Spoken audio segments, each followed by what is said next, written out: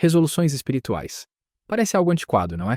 Mas e se eu dissesse que um texto do século XVIII ainda está moldando vidas no mundo digital de hoje?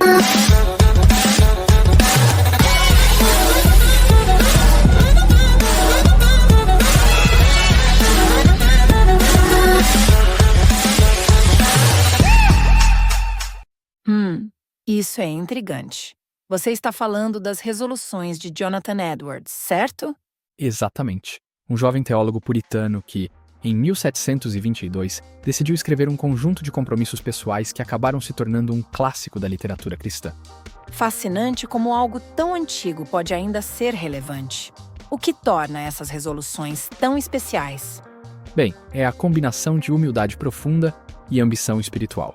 Edwards começa reconhecendo sua total dependência de Deus. Ele escreve: estando ciente de que sou incapaz de fazer qualquer coisa sem a ajuda de Deus, humildemente lhe rogo que, e através de sua graça, me capacite. É como se ele estivesse dizendo: olha, eu tenho grandes planos, mas sei que sozinho não chego a lugar nenhum. Isso me lembra muito o apóstolo Paulo em Filipenses 4,13, onde ele diz: tudo posso naquele que me fortalece. É interessante como essa ideia de dependência em Deus atravessa os séculos, não é? Exatamente. E o que é ainda mais impressionante é o compromisso de Edwards em reler essas resoluções semanalmente. Imagine manter esse nível de disciplina espiritual nos dias de hoje, com tantas distrações. É verdade, parece quase impossível. Mas talvez seja exatamente por isso que precisamos desse tipo de prática hoje mais do que nunca. E qual é a primeira resolução? Deve ser algo bem impactante para abrir a lista, não? Com certeza. Edwards declara: resolvi que farei tudo aquilo que seja para a maior glória de Deus e para o meu próprio bem, proveito e agrado. Durante todo o tempo de minha peregrinação. É uma declaração e tanto, não é? Uau! Isso é ambicioso. Ele está essencialmente se comprometendo a alinhar cada aspecto de sua vida com a vontade de Deus. Como você acha que isso se traduz na prática? Bem, é aí que as coisas ficam interessantes. Edwards não para por aí. Ele continua: resolvi que farei tudo o que sentir ser o meu dever e que traga benefícios para a humanidade em geral, não importando quantas ou quão grandes sejam as dificuldades que venha a enfrentar. Então, não é apenas sobre devoção pessoal, mas sobre impacto no mundo. Isso me faz pensar. É como se Edwards estivesse antecipando o conceito moderno de propósito de vida, né, não é? Mas com uma perspectiva eterna. Exatamente. E é essa perspectiva eterna que torna as resoluções de Edwards tão únicas. Ele não está apenas pensando no aqui e agora, mas nas consequências eternas de suas ações. É como em 2 Coríntios 4,18. Assim fixamos os olhos não naquilo que se vê, mas no que não se vê, pois o que se vê é transitório, mas o que não se vê é eterno. Isso é profundo, mas me pergunto, como alguém mantém esse nível de comprometimento ao longo da vida? Parece um padrão quase impossível de seguir. Bem, você tocou num ponto crucial. É importante lembrar que Edwards era humano como todos nós. Ele não estava buscando a perfeição, mas o progresso contínuo. É como Paulo diz em Filipenses 3:12-14. Não que eu já tenha obtido tudo isso ou tenha sido aperfeiçoado, mas prossigo para alcançá-lo. Então é mais sobre a jornada do que o destino final? Exatamente. E é aí que reside o valor dessas resoluções para nós hoje.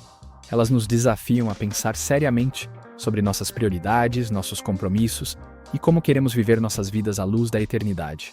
Isso me faz pensar, como poderíamos adaptar essa prática para o contexto contemporâneo? Você acha que seria útil para as pessoas hoje em dia fazerem algo semelhante? Ótima pergunta. Eu acho que sim, definitivamente. Talvez não precise ser tão extenso, mas a ideia de refletir profundamente sobre nossos valores e objetivos e colocá-los por escrito ainda é muito poderosa. E como você sugeriria que as pessoas começassem? Bem, poderíamos começar com algo simples. Que tal escolher 3 áreas da vida, digamos espiritual, relacional e profissional, e escrever uma resolução para cada uma? O importante é manter o espírito de humildade e dependência de Deus que Edwards demonstra. Isso faz sentido. E quanto à prática de revisão regular? Edwards relia as suas resoluções semanalmente. Isso ainda seria viável hoje? O importante é criar um ritmo que funcione para cada pessoa. E, você sabe, hoje temos ferramentas que podem nos ajudar nisso. Aplicativos de lembretes, notas digitais. Edwards provavelmente ficaria impressionado. Haha, com certeza. Imagina Edwards com um smartphone. Mas falando sério, acho que você tem razão. É sobre encontrar um equilíbrio entre a disciplina e a flexibilidade. Exatamente.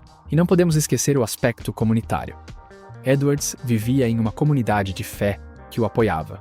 Hoje poderíamos compartilhar nossas resoluções com um amigo de confiança ou um grupo pequeno para ter apoio e prestação de contas. Isso é realmente valioso. Às vezes, precisamos de outros para nos ajudar a manter o foco e a motivação. Bem, parece que as resoluções de Edwards têm muito a nos ensinar, mesmo séculos depois. Sem dúvida. E acho que essa é uma ótima nota para encerrarmos nossa discussão.